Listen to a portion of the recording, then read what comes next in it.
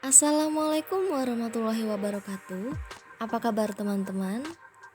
Perkenalkan kami dari mahasiswa pendidikan guru sekolah dasar, Fakultas Keguruan dan Ilmu Pendidikan Universitas Jambi.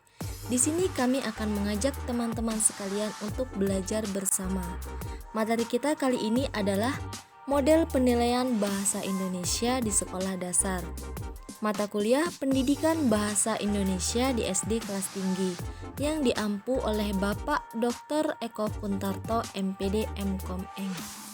Materi ini dibuat oleh kelompok 2 dari R002 yang beranggotakan sebagai berikut.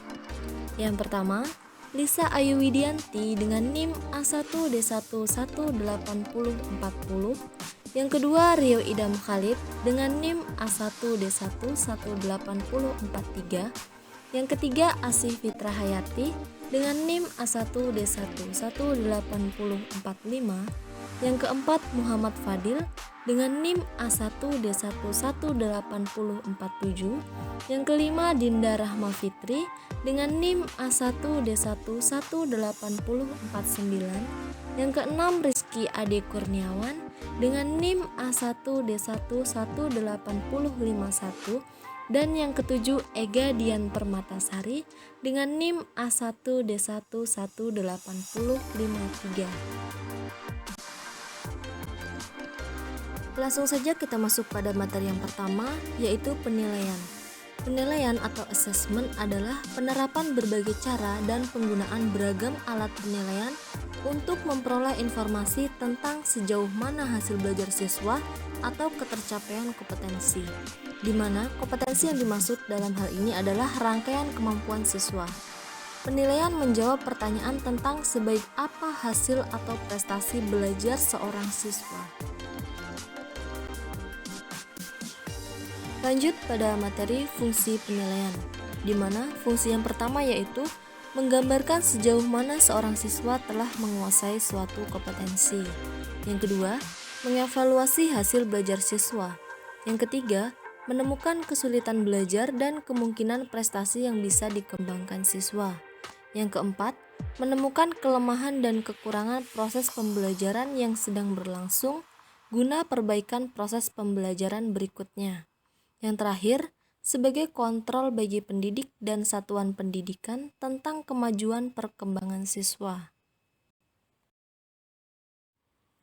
Dalam menyiapkan sebuah penilaian, diperlukan beberapa langkah. Langkah yang pertama yaitu melakukan tes awal pembelajaran. Langkah yang kedua, menentukan jenis penilaian yang dibutuhkan selama pembelajaran. Langkah yang ketiga, menentukan jenis penilaian yang dibutuhkan pada akhir pembelajaran. Dan langkah yang keempat, menentukan prosedur penilaian. Terdapat beberapa metode penilaian, yaitu yang pertama, tes pilihan, yang kedua, tes isian, yang ketiga, penilaian performa terbatas, yang keempat, penilaian performa yang diperluas. Selanjutnya yang kita bahas adalah validitas dan reliabilitas dalam rencana penilaian. Ada dua karakteristik utama tentang prosedur penilaian yang baik, yaitu validitas dan reliabilitas. Validitas suatu instrumen penilaian bisa didefinisikan sebagai ketepatan dan kebermaknaan kesimpulan yang kita buat berdasarkan hasil penilaian untuk penggunaan yang dimaksud. Sedangkan reliabilitas bisa didefinisikan sebagai konsistensi hasil penilaian.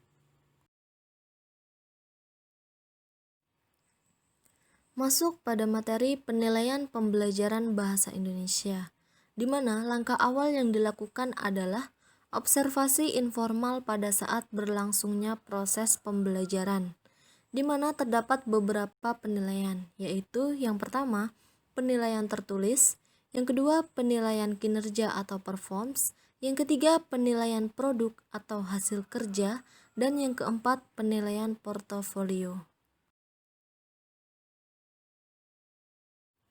Selanjutnya, penilaian autentik dalam pembelajaran bahasa Indonesia. Penilaian otentik mementingkan penilaian proses dan hasil sekaligus. Menurut Nurgiantoro, tahun 2011 halaman 251.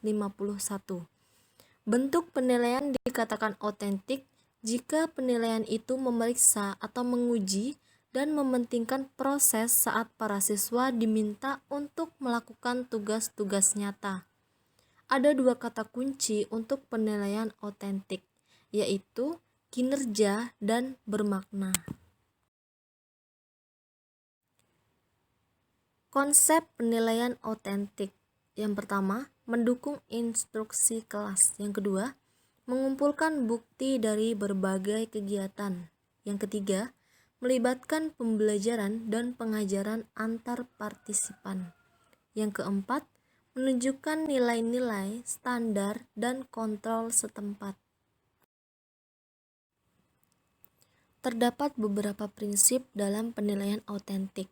Yang pertama, penilaian terpadu dalam kegiatan belajar mengajar. Yang kedua, mengembangkan strategi yang sesuai agar penilaian dapat berfungsi sebagai cermin diri. Yang ketiga, melakukan berbagai strategi penilaian yang menyediakan berbagai jenis informasi tentang kompetensi belajar peserta didik. Yang keempat, mempertimbangkan berbagai kebutuhan khusus peserta didik. Yang kelima, mengembangkan dan menyediakan sistem perekaman yang bervariasi dalam pengamatan kegiatan belajar peserta didik.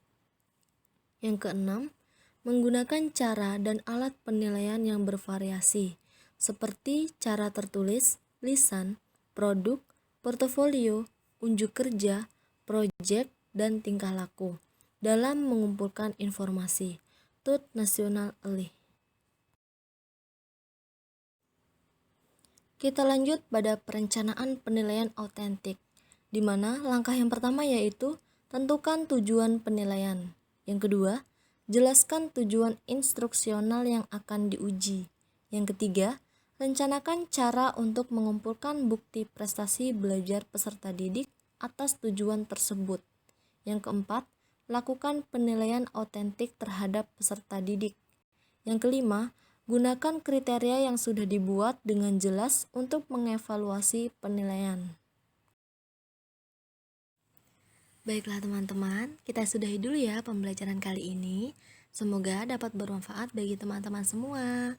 Sekian dan terima kasih. Assalamualaikum warahmatullahi wabarakatuh.